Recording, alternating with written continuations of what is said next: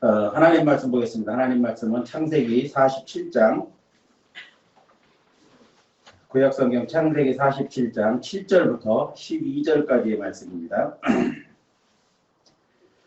창세기 47장 7절부터 12절까지 제가 가지고 있는 성경은 75쪽이 되겠습니다.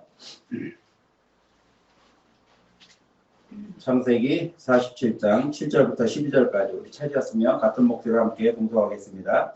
요셉이 자기 아버지 야곱을 인도하여 바로 앞에 서게 하니 야곱이 바로를 축복하매 바로가 야곱에게 묻되 내 나이가 얼마냐? 야곱이 바로에게 아뢰되 내 나그네 길의 세월이 130년이니이다. 내 나이가 얼마 못되니 우리 조상의 나그네 길의 연주에 미치지 못하나 험악한 세월을 보내었나이다 하고 야곱이 바로에게 축복하고 그 앞에서 나오니라. 요셉이 바로의 명령대로 그의 아버지와 그의 형들에게 거주할 곳을 주되 애굽의 좋은 땅 라암셋을 그들에게 주어 소유로 삼게 하고 또 그의 아버지와 그의 형들과 그의 아버지의 온 집이 그 식구를 따라 먹을 것을 주어 동양하였더라. 아멘.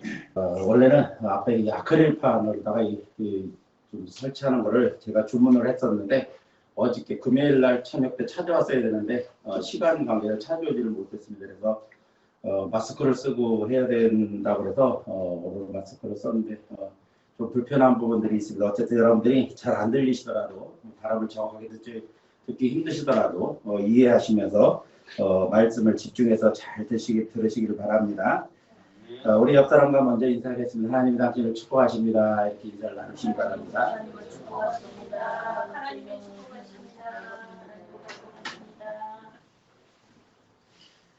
오늘도 참 좋은 날입니다. 하나님의 크신 은혜와 축복이 사랑하는 성도 여러분들에게 언제나 함께 하셔서 여러분의 삶이 언제나 평안하고 안전한 그러한 삶이 되시기를 예수님의 이름으로 축복을 드립니다. 코로나19가 지난 한 주간 동안 급격하게 확산돼서 모든 사람들을 또 공포 속으로 몰아넣고 있습니다. 어쨌든 이런 가운데도 하나님께서 우리를 지켜주셔서 평강 가운데 인도하시고 건강한 그러한 삶을 살아갈 수 있게 하시기를 또 다시 한번 축복을 드립니다. 어떤 아는 목사님께서 이런 말씀을 하셨습니다. 어느 날 차를 타고 가면서 이 방송을 들었는데 이 방송에 어떤 목사님이 나와서 이런 말씀을 하시더라는 겁니다. 차를 타고 가다가 사고가 나서 4번이나 죽을 뻔을 했다는 겁니다. 그래서 4번이나 사고가 나서 죽을 고비가 있었는데도 불구하고 하나님께서 지켜주셔서 이렇게 목숨을 건질 수 있어서 얼마나 감사한지 모른다라는 그러한 이야기를 하더라는 겁니다.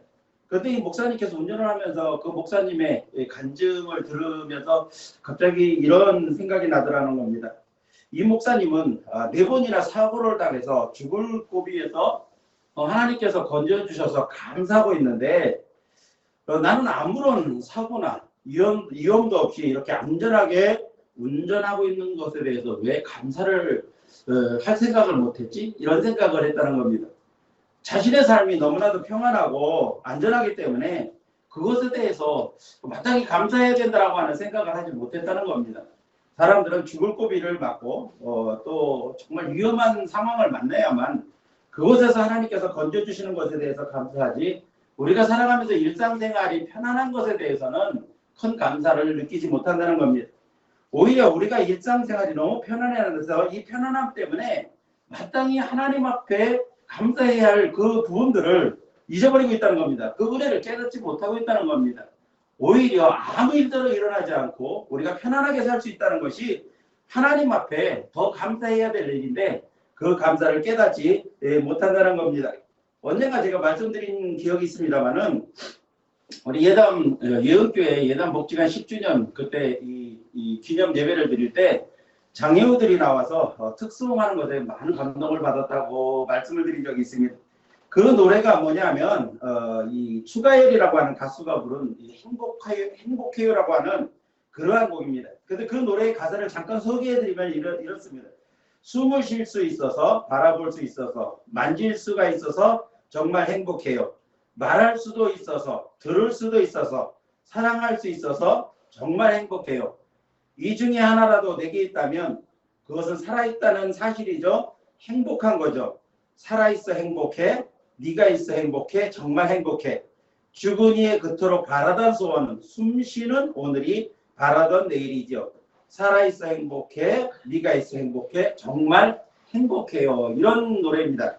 자, 이 노래를 그냥 이 보통 건강한 사람이 불렀다고 한다면 아, 좋은 노래다. 가사가 참 좋다. 이렇게 생각했을 텐데 앞도 제대로 보지 못하고 대부분의 생활을 침대에 누워서 생활할 수밖에 없고 또 휠체어를 의지해서 다른 사람의 도움을 받아야만 생활할 수 있는 사람들, 이런 장애우들이 그 찬송을, 그 노래를 부르면서 숨을 쉴 수 있어서 행복하고 볼 수 있어서 행복하고 만질 수 있어서 행복하다. 내가 살아있는 것 자체가 행복하다. 그렇게 노래를 하는 것, 그것이 우리에게 큰 감동이 아닐 수가 없었습니다. 우리는 코로나19라고 하는 이 전염병 사태를 맞이해서 정부에서 조금만 우리의 생활을 조금만 억압을 하고 통제만 해도 그것 때문에 따르기는 하지만 불편함 때문에 불평하고 원망을 합니다. 그런데 저들은 숨쉬는 것, 말하는 것, 사랑하는 것, 만지는 것, 보는 것, 이 소소한 것들 지극히 우리가 당연하다고 생각하는 것 때문에 감사하고 행복하다. 그렇게 노래를 했습니다. 이제 우리는 우리 자신을 돌아보면서 나의 일상에 아무 일도 일어나지 않는 이런 평안한 일상이라는 것에 얼마나 감사하고 살고 있는가, 이런 것들을 한번 생각해 보면서 우리의 삶 속에서 정말 하나님이 나와 함께 하셔서 내가 평안한 삶, 많은 사람들이 어려움을 겪는데 아무 일도 겪지 않고 살아가는 삶에 대해서 감사하는 저 여러분들이 되었으면 참 좋겠습니다. 자, 저는 오늘 본문을 통해서 중심으로 해서 내 인생의 이력서라고 하는 제목으로 함께 말씀을 나누려고 합니다. 자, 어떤 회사에 취직을 하면 필요한 것이 가장 필요한 필수적인 그 서류가 있는데 그게 뭐냐면 바로 이력서라고 하는 겁니다. 보통은 신상이 기록되어져 있는 주민등록등본과 이력서는 아무리 조그만 회사라도 기본적으로 제출을 해야 되는 그러한 서류입니다. 자, 이력서라고 하는 것이 뭐냐면 이력서를 한 번도 안 써본 사람은 거의 없을 겁니다. 직장 생활을 하는 사람이라고 한다면 이력서를 한 번 이상은 다 써봤을 겁니다. 자, 이력서라고 하는 것이 뭐냐면 지금까지 내가 살아온 인생을 간단하게 요약해서 기록한 것이 바로 이력서인 겁니다. 이력서 한 장으로 그 사람이 지금까지 살아온 모든 삶이 그 이력서 한 장에 함축되어 표현되어져 있다. 그렇게 보면 되겠습니다. 그래서 어디서 어떻게 태어났으며 어느 학교를 다녔고 또 자격증은 어떤 것들이 있으며 그 사람이 지금까지 살면서 어떤 경력들을 쌓았는지라고 하는 것이 전부 기록되어져 있는 게 바로 이력서입니다. 그래서 이력서는 일종의 자기소개서다. 그렇게 생각해 볼 수가 있습니다. 자, 오늘 본문을 보니까 야곱과 애굽의 바로 왕과의 대화를 나눈 내용을 기록하고 있습니다. 자, 요셉이 애굽의 총리로 있으면서 흉년돈 애굽을 잘 이끌어갑니다. 그런데 가나안 땅에 양식이 떨어져서 애굽에 양식이 있다는 소문을 듣고 형제들이 가서 보니 그곳에 양식이 충분했습니다. 그런데 그곳에 요셉이 총리로 있는 겁니다. 그래서 그것이 계기가 돼서 이 야곱의 70명의 가족들이 전부 가나안 땅에서 이 애굽으로 이주를 하게 된 겁니다. 자, 이주를 하게 되자 이 요셉이 자기 아버지를 가족들을 대표해서 바로왕을 만나게 합니다. 바로왕이 야곱을 보면서 제일 먼저 물어본 게 뭐냐면 네 나이가 얼마냐? 내 나이가 몇이냐? 이렇게 묻습니다. 그랬더니 야곱이 말하기를 내 나그네 길의 세월이 130년이다. 나는 130살이다. 내 나이가 얼마 못 되니 우리 조상들의 나그네 길의 연주에 미치지 못하나 험악한 세월을 보냈다. 이렇게 대답을 합니다. 자, 바로왕의 질문은 실제적인 나이, 네가 몇 살이냐 이것을 묻는다기보다는 야곱에 대해서 전체적인 이력들을 어떻게 살아왔느냐라고 하는 것에 대한 그러한 전체적인 이야기, 전체적인 삶의 대략적인 이야기들을 물었다. 그렇게 볼 수가 있습니다. 그래서 이어지는 야곱의 대답을 보면 그동안 130년을 살아왔는데 그동안 정말 많은 그런 어려운 가운데 살았다. 그래서 그 말을 함축적으로 뭐라고 표현하는가 하면 험악한 세월을 보냈다라고 그렇게 표현을 하고 있는 겁니다. 자, 조상들의 산 나이에는 미치지 못하지만 130년이라고 하는 세월을 살면서 정말 힘들고 어려운 굴곡 많은 그러한 삶을 살아왔다. 고단하게 살아왔다. 이렇게 표현하고 있는 겁니다. 오늘 우리는 이 대화 속에서 바로 왕과 야곱의 대화 속에서 지금까지 살아온 나의 이력서에 대해서 한번 생각해 볼 필요가 있다라고 우리는 느끼게 됩니다.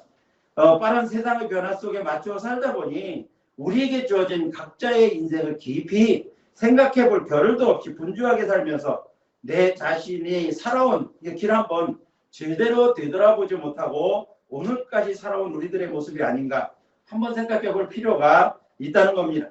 그래서 오늘 이 시간에는 나의 이력서를 한번 점검해 보는 시간을 통해 점검해 보려고 하는 그런 시간을 가지려고 합니다. 오늘 말씀을 듣는 사랑하는 성도 여러분들이 여러분의 개개인의 이력서를 냉정하게 한번 살펴볼 수 있는 지금까지 살아오면서 기록된 내 인생의 이력서를 다시 한번 살펴볼 수 있는 그러한 시간들이 되시기를 예수님의 이름으로 축원드립니다.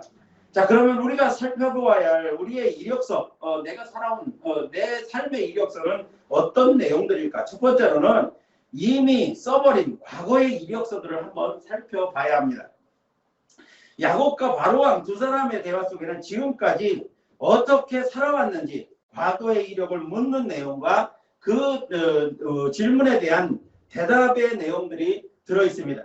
야곱의 대답 중에서 그 결론은 뭐냐면 험악한 세월을 살았다는 겁니다.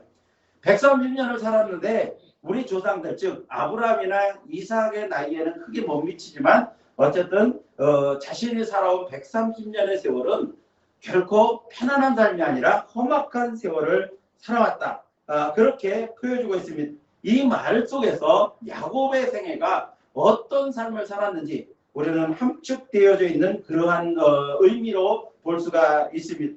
그야말로 야곱의 생애, 야곱이 지금까지 살아온 생애를 보면 아주 파란만장한 그야말로 스펙타클한 그러한 삶을 살아왔다는 겁니다.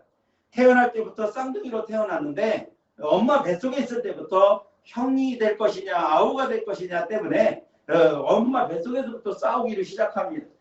그런데 힘에 조금 밀렸는지 어쨌든 형보다 조금 늦게 태어납니다. 그런데 그게 억울해서 이 야곱은 태어날 때 형의 발뒤꿈치를 잡고 태어났습니다. 보통 쌍둥이가 태어나도 몇 분의 시간차, 최소한 몇 분의 시간차는 두고 태어납니다. 그런데 야곱은 얼마나 급했는지 형의 발뒤꿈치를 잡고 형을 따라 나올 만큼 그렇게 아주 치열한 탄생의 순간이었습니다. 뿐만 아니라 그의 삶에 살아가는 과정을 보면 항상 속고 속이는 그런 과정을 살게 됩니다. 팥주고 한 그릇에 형의 장자의 이 명분을 빼앗아 버립니다. 그리고 눈이 흐려서 잘 보이지 못하는 아버지 이삭을 어머니와 공모를 해서 속여가지고 이 형이 받아야 할 이 축복권을 전부 가로채 버립니다. 그리고 형이 복수를 하려고 그러니까 그것이 두려워서 이제 도망자의 길을 가서 무려 20년이나 고향을 떠나서 살게 됩니다. 노스케까지 가면서 바다나람 외삼촌 집으로 갑니다. 그 외삼촌 집에 가서는 자기가 지금까지는 많은 사람들을 속이고 다른 사람들 것을 빼앗으면서 살아왔는데 외삼촌 집에서는 외삼촌에게 속아서 무려 20년이나 외삼촌의 양을 치면서 이제 처가살이를 하게 됩니다. 20년 동안 4명의 아내와 13명의 자녀를 얻게 됩니다. 그러나 야곱의 말에 의하면 외삼촌 라반이 야곱과 임금을 주기로 약속한 그 약속을 10번이나 속여가면서 야곱의 노동력을 착취를 했다는 겁니다. 그렇지만 야곱은 이 4명의 아내와 13명의 자녀를 얻기 위해서 그리고 자신의 재산을 얻기 위해서 6년 동안 총 20년 동안을 외삼촌 아래에서 있게 됩니다. 결국 처자식을 거느리고 야반 노조를 하게 되었지만 복수를 위해서 사형을 끌고 오는 형을 마주치게 됩니다. 그 마주치게 되었을 때 그는 간담이 서늘해지고 이제는 죽었구나 싶었는지 그때서야 하나님 앞에 기도하기 시작합니다. 결국 씨름을 걸어오는 천사를 이김으로써 하나님의 도우심을 받아 극적으로 형과 화해를 했지만 베들로 가는 길에 세겜 땅에 이르렀을 때 그곳에 문화에 젖어서 잠시 머물다가 그곳에서 외동딸인 디나가 강간을 당하고 그 강간당한 것을 복수하기 위해서 이 형 오빠들이 모두 가서 이 세겜 땅의 남자들을 전부 죽이는 대살육국을 저지릅니다. 그제서야 야곱은 깨닫고 하나님과 약속한 땅 베델로 올라가게 되었습니다. 그 후에 고향인 브엘세바로 돌아가서 살게 됩니다. 자, 이렇게 험난한 세상을 살아온 야곱이었지만 이런 험난한 가운데서도 야곱을 이스라엘 되게 한 것, 즉 도둑놈이라고 하는 그 남의 것을 움켜줬다고 하는 야곱이라고 하는 이름에서 하나님과 겨루어 이겼다라고 하는 뜻을 가진 이스라엘로 그 이름이 변경되어진 것, 이스라엘이라고 하는 이름을 얻게 된 것은 매 순간 도우시고 함께 하셨던 하나님의 은혜가 그에게 있었다는 겁니다. 야곱은 크게 의식하지는 않았습니다. 야곱이 크게 의식하지 않고 하나님이 자신과 함께 하시는 것을 깨닫지 못하고 계속해서 인간적인 방법으로 살아가려고 애쓰고 힘쓰는 그 순간에서도 하나님께서는 야곱과 함께 하셨다는 겁니다. 성경을 보면 어머니 뱃속에서부터 하나님께서 야곱을 택하셨다고 말씀하셨고 하나님의 축복에 대한 갈망이 야곱에게 있었기 때문에 하나님께서 그를 돕기 시작합니다. 위기의 순간에도 도와주시고 야곱이 잊어버린 그 순간에도 하나님께서는 야곱과 함께 하셨습니다. 그래서 20년 동안 외삼촌 집에서 외삼촌의 학대와 외삼촌의 착취를 받으면서 살았지만은 그런 상황 속에서도 하나님께서 복을 주시니까 4명의 아내와 13명의 자녀들 그리고 거부가 되어서 고향으로 돌아가게 되었다는 것입니다. 가장 인간적인 욕망에 사로잡혀 온갖 인간적인 방법을 가지고 살았지만 그래서 가진 어려움을 다 겪은 야곱이었지만 험난한 세월 속에서도 하나님의 은혜로 말미암아 믿음의 3대 조상이 되는 그러한 복을 누리게 된 겁니다. 사랑하는 성도 여러분, 여러분의 삶은 어떻습니까? 그렇게 또 굴곡이 많고 파란만장한 야곱의 인생사에 하나님의 극적인 도우심의 은혜가 항상 떠나지 않고 함께 하셨던 생애가 마치 저와 여러분의 생애와 같지 않습니까? 우리가 열심히 내 힘으로 열심히 살아왔다고는 하지만 인간의 방법대로 살다가 상처받고 때로는 멍든 가슴으로 오늘까지 살아오지 않으셨습니까?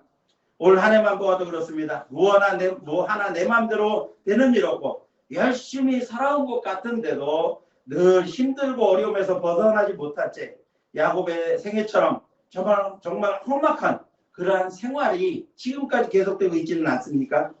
그런데 우리가 깨달아야 될 것은 그런 가운데도 하나님의 손길이 있어서 그 힘을 의지해서 오늘까지 우리가 살아오고 있다는 겁니다. 바울은 고린도전서 15장 10절에서 이렇게 자신의 생애를 표현합니다. 그러나 내가 나 된 것은 하나님의 은혜로 된 것이니 내게 주신 그의 은혜가 헛되지 아니하여 내가 모든 사도보다 더 많이 수고하였으나 내가 한 것이 아니에요. 오직 나와 함께 하신 하나님의 은혜로다. 이 사도 바울은 자신의 모든 것을 다 포기하고 이방인에게 전도하는 전도자로 부름을 받았습니다. 때로는 생명의 위협을 받아 죽을 지경이 되기도 하고 때로는 배 타고 가다 배가 파손돼서 물속에 빠져 죽을 위기에 처해 있었습니다.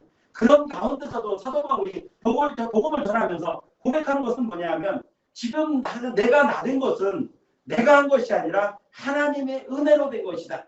내가 다른 사도들보다 더 열심히 수고하고 더 열심히 복음을 전했지만 그러나 그것은 내가 한 것이 아니라 오직 나와 함께 하신 하나님의 은혜로 한 것이다. 이렇게 고백을 하고 있는 겁니다. 사랑하는 성도 여러분, 여러분이 지금까지 살아온 과거의 이력은 어떻게 쓰여져 있습니까? 이제 사랑하는 성도 여러분의 과거의 이력이 굴곡으로 얼룩진 파란만장한 삶을 살았을지라도 그 가운데서 불꽃 같은 눈동자로 보호하시고 지켜주신 하나님의 손길을 발견하시고 그 손길에 감사하며 살아갈 수 있는 그러한 성도들 되시기를 예수님의 이름으로 축원합니다. 두 번째로 우리가 살펴보아야 할 이력은 뭐냐면 지금 내가 써가고 있는 현재 이력서는 어떻게 쓰여지고 있는가라고 하는 겁니다.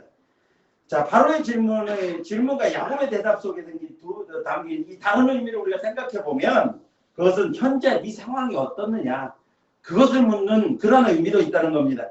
과거에 어떻게 살아왔는지는 모르지만 지금 네가 살고 있는 그 삶의 기준과 목적이 무엇이냐 그것을 묻는 질문이라고 할 수가 있는 겁니다. 과거의 시간은 아무리 잘못 살았거나 혹은 너무 잘 살은 그런 삶이었을지라도 흘러간 시간으로 되돌릴 수 있는 시간이 아닙니다. 실패한 시간이라도 되돌릴 수가 없고 성공한 시간이라고 해도 과거는 되돌릴 수가 없는 겁니다. 즉 인간은 시간을 마음대로 조정할 수 있는 그러한 능력을 갖지 못했다는 겁니다. 왜냐하면 시간의 주인은 하나님이시지 인간이 아니기 때문에 그렇습니다. 그래서 우리는 하나님이 저와 여러분 각자에게 주신 시간대로 이 땅에 살아가고 있는 것뿐이라는 겁니다. 그런데 우리 개개인에게 주어진 시간을 어떻게 살아가느냐고 하는 것은 매우 중요한 것입니다. 왜냐하면 지금 내가 살고 있는 오늘은 또다시 내일의 과거가 되기 때문에 그렇습니다. 내일 가서 또 하루 전날을 생각해 보면 그것은 분명히 과거라는 거, 우리의 과거라는 겁니다. 그러므로 내일 내 이력을 후회 없는 이력으로 채우기 위해서는 지금 내가 살고 있는 현재의 삶이 중요하다는 겁니다. 지금 내가 어떻게 내 이력서를 써가느냐, 현재의 삶을 어떻게 만들어가고 있느냐에 따라서 내일 내가 후회하느냐, 감사할 수 있느냐, 기뻐할 수 있느냐가 결정된다는 겁니다. 오늘 내게 주어진 시간을 어떤 것에 가치를 두고 무슨 목적을 두고 무슨 목적을 가지고 어떻게 사느냐, 최선을 다하며 사느냐, 이것이 아주 중요한 문제라는 겁니다. 여러분 오늘 어떻게 살고 계십니까? 무엇에 최고의 가치를 두고 무슨 목적을 가지고 살아가고 계십니까? 오늘은 영원한 시간이 아닙니다. 시간은 매 순간 흘러가고 있습니다. 그 시간이 얼마나 빨리 지나가면 쏜살같이 지나간다라고 이렇게 표현을 했겠습니까? 사도 바울은 에베소서 5장 16절과 골로새서 4장 5절 말씀에서 세월을 아끼라고 권면을 하고 있습니다. 마귀는 언제나 오늘 할 일을 내일 하라고 속삭이며 우리를 유혹합니다. 결코 속아서는 안 됩니다. 더 늦기 전에 오늘 나에게 주어진 책임과 사명을 최선을 다하는 그러한 성실한 삶을 우리는 살아야 된다는 겁니다. 올해도 이제 마지막 한 달을 남겨놓고 있습니다. 마귀는 저와 여러분의 귀에 이렇게 속삭일지도 모릅니다. 이제 한 달밖에 남지 않았는데 이 한 달 가지고 무엇을 하겠느냐. 지금부터 한 달 동안 편안하게 쉬고 내년부터 잘하자. 이렇게 속삭이고 있을지도 모릅니다. 그러나 남은 한 달도 결국 지금 내게 주어진 소중한 시간이어야 한다는 겁니다. 아무렇게나 허투루 의미 없이 사용해서는 안 되는 시간이라는 겁니다.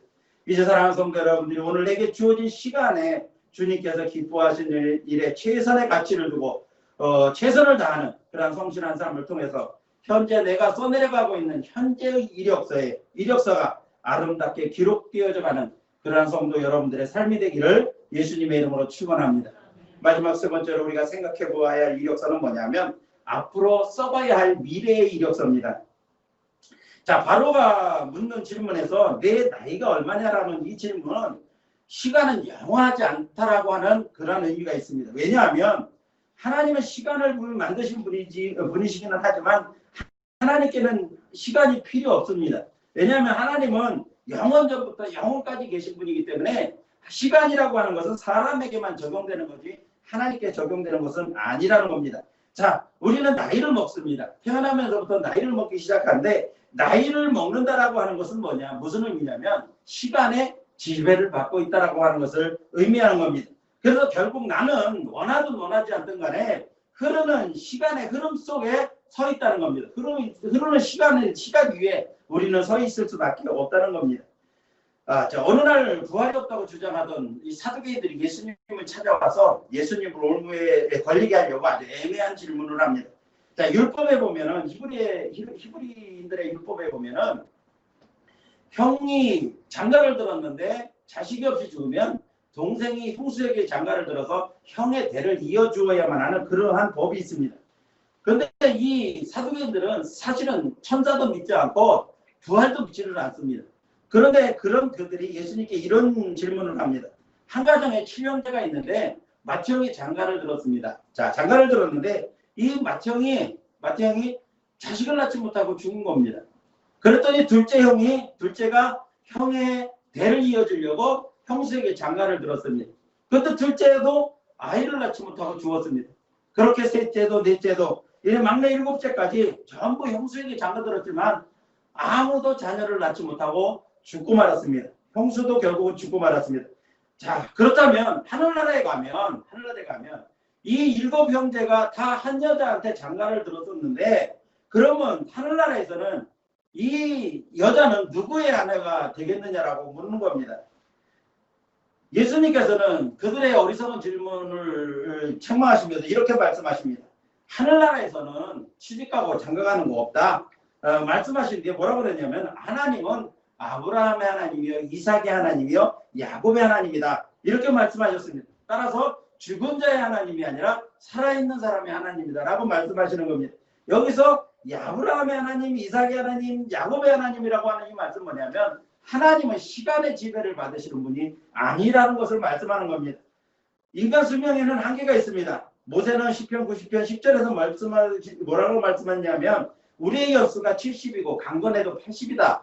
그런데 그 연수의 자랑은 수고와 슬픔뿐이고 신속하게 가는데 날아간다. 이렇게 표현을 했습니다. 그렇다면 우리의 미래의 이력서는 어떻게 써가야 될까요? 이렇게 70이고 강건해도 80이고 뭐 100세 시대라고 말하지만 100세를 산다 해도 결국은 이 세상을 떠나야 되는 게 인간이라고 한다면 우리가 앞으로 몇 년을 살지는 모르지만 우리가 써가야 할 미래의 이력서는 어떻게 써가야 되느냐라고 하는 겁니다. 우리가 써가야 할 미래의 이력서는 바로 꿈과 소망을 가지고 그것을 설계하면서 그 설계한 것들을 이루어가는 그러한 이력서가 되어져야 한다는 것입니다. 지금 우리가 살고 있는 우리는 현재에 살고 있지만 미래에 대한 꿈과 소망을 가지고 그 꿈과 소망을 이루기 위한 설계를 만들고 설계를 실천해가면서 이루어가면서 사는 그러한 이력서가 되어져야 한다는 것입니다. 성도의 미래는 인간의 이 유한적인 인간 세상에 머물러 있지 않는다는 겁니다. 세상의 유한적인 이 세상의 삶이 아니라 우리는 예수님과 함께 거할 영원한 천국, 하늘나라가 있다는 겁니다. 그렇기 때문에 인간은 예수님을 믿지 않는 사람들은 이 땅에서의 삶이 마지막이라 생각하고 이 땅에서의 삶에 최선을 다하지만 우리는 그게 아니라는 겁니다. 예수 믿는 사람은 우리가 영원히 살아가야 할 천국이 있기 때문에 천국에 대한 소망을 꿈으로 간직하고 그 천국의 소망을 이루기 위해서 우리가 어떤 설계들을 가지고 어떻게 살아가야 되는가라고 하는 것을 우리가 설계하고 그것을 이루면서 살아가야 된다는 겁니다. 따라서 예수 그리스도를 믿음으로 구원을 받고 영생을 소유한 성도들은 장래의 소망을 분명히 가지고 그것을 굳게 붙잡고 또 그것을 소망으로 꿈꾸면서 그것을 향해 달려가는 그러한 삶을 살아가는 이력서가 되어야 한다는 겁니다. 그러므로 이제 사랑하는 성도 여러분들이 잠깐 있다가 없어질 이 세상에 욕심두지 말고 저 영원한 하늘나라를 바라보면서 천국의 소망을 두고 그것을 굳게 붙잡고 소망 중에 미래의 이력서를 준비하며 살아가는 그러한 성도들이 되시기를 예수님의 이름으로 축원합니다. 이제 말씀을 맺습니다. 사랑하는 성도 여러분, 우리의 인생은 두 번 주어지는 인생이 아닙니다. 오늘이라고 하는 시간도 한 번 지나가 버리면 그것으로 끝입니다. 인생에는 연습도 없고 한 번 걸어가면 그 길은 다시 돌아갈 수가 없는 길입니다. 우리의 인생은 언제나 생방송입니다. 그리고 라이브 방송입니다. 오늘은 내가 사는 가장 젊은 날이며 내가 살아갈 수 있는 가장 소중한 시간들임을 우리는 잊지 말아야 됩니다. 우리의 지나온 삶의 이력서가 혹시 야곱처럼 굴곡으로 가득 찬 험악한 인생, 속고 속이는 그러한 야곱 같은 상처로 얼룩진 이력서로 기록되어 있을지도 모릅니다. 그러나 모든 순간 임마누엘의 하나님이 언제나 우리를 보좌해 주셨고 인도해 주셨으며 지금도 함께 하시고 앞으로도 인도해 가시며 또한 천국으로 인도해 가실 것입니다. 이제 우리 올해도 한 달밖에 우리가 남겨두지를 않고 있습니다. 올 한 해 기록된 내 인생의 이력서에는 뭐라고 적혀 있을까요? 내 인생의 이력서를 다시 한번 살펴볼 수 있기를 바랍니다. 굴곡으로 얼룩진 파란만장하게 살아온 내 삶에 시시때때로 인도하시고 함께 하신 하나님의 은혜가 보여진 그러한 과거의 이력서가 될 수 있었으면 좋겠습니다. 내게 주신 시간을 최고의 가치이신 예수님을 중심에 모시고 하나님의 영광을 위하여 그것을 목적으로 삼고 살아가는 현재의 이력서가 쓰여져야 합니다. 영원한 저 하늘나라의 소망을 굳게 붙잡고 덧없는 세상 일에 마음 뺏기지 말고 그것을 바라보며 소망 중에 써가는 그러한 미래의 이력서가 되어져야 할 것입니다. 이제 사랑하는 성도 여러분들이 마지막 남은 한 달 2020년의 끝자락에서 우리 자신의 인생 이력서를 다시 한번 꼼꼼하게 살펴보고 하나님 보시고 기뻐하시고 칭찬하실 만한 아름다운 이력서를 기록해가는 저와 여러분들이 될 수 있기를 예수님의 이름으로 축원합니다. 기도하겠습니다. 교회 소식을 말씀드리겠습니다. 충고를 참고해 주시고요. 예배에 참석하신 성도 여러분들을 환영하며 하나님의 은혜와 축복이 가득하시길 바랍니다. 2020년 교회표는 믿음의 지경을 넓히라입니다. 비전을 이루는 일에 믿음을 가지고 열심으로 또 기도하면서 최선 다하시길 바라고요. 여러분도 잘 아시는 것처럼 코로나19가 다시 재확산되어 있습니다. 오늘 한 3일 동안 계속 500명 넘다가 오늘은 이제 350명대로 조금 줄어들었는데 뭐 그렇게 크게 줄어든 숫자는 아닌 것 같습니다. 어쨌든 지금 2단계가 시작되고 있는데 지금 오늘 2.5단계로 이렇게 또 상향을 해야 되느냐 마느냐 뭐 그런 결정이 있을 거라고 그런 얘기가 있었습니다. 어쨌든 이 코로나19가 하루속히 안정되고 종식될 수 있도록 또 모든 국민들이 이 일에 함께 동참하고 협조할 수 있도록 위해서 기도해 주시기를 바랍니다. 코로나19로 인해서 주일 예배를 이렇게 또 예배에 나오지 못한 성도들도 있고 그래서 온라인 예배와 이렇게 성전 예배를 이제 겸해서 드리도록 그렇게 하겠습니다. 그래서 이렇게 여러 가지 어려움 때문에 혹은 또 좀 증상이 있어서 교회 나오지는 못하시는 분들은 미리 연락해 주시고 이렇게 인터넷으로 예배 드릴 수 있도록 그렇게 해 주시길 바랍니다. 원래 이제 성탄 추리할 때가 됐습니다. 코로나19 때문에 지금 뭐 성탄절이 오는지 가는지 이런 계절 감각이 없어졌는데 어쨌든 성탄 추리할 때가 됐는데 모여서 성탄 추리를 정상적으로 하기가 어려워서 주중에 잘 만들어서 다음 주일에 오시면 이 불을 성탄불을 밝혀 놓도록 그렇게 하겠습니다. 이번 성탄절 그렇게 보내시는 줄로 여러분들이 기억하시기를 바라고요. 코로나19 전염병이 계속되고 있으니까 긴장 늦추지 마시고 항상 조심하면서 생활 방역 수칙들을 잘 지키셔서 건강한 생활 하시기 바랍니다. 오늘부터 시작해서 이제 며칠 동안 지금 영하권 추위가 계속된다고 그러니까 추위에도 잘 대비하셔서 감기 걸리지 않도록 조심하시길 바라고요. 개인 신앙 성장을 위해서 기도하는 일과 성경 읽는 일 그리고 매일 묵상 여러분들이 열심히 내시고요. 우리 양승모 집사님께서 예배 후에 오후에 오늘 예배 시간 설교를 요약해서 영상으로 올리고 있으니까 여러분들이 주중에 언제라도 보시면서 새롭게 은혜를 받으시는 그런 시간 되시길 바라고요. 교회분과 성도들의 건강과 가정 그리고 축복을 위해서 여러분들이 늘 관심을 가지고 기도하시고 서로 안부 전하면서 격려하시는 사랑을 나누는 그런 성도들이 되시기를 바랍니다.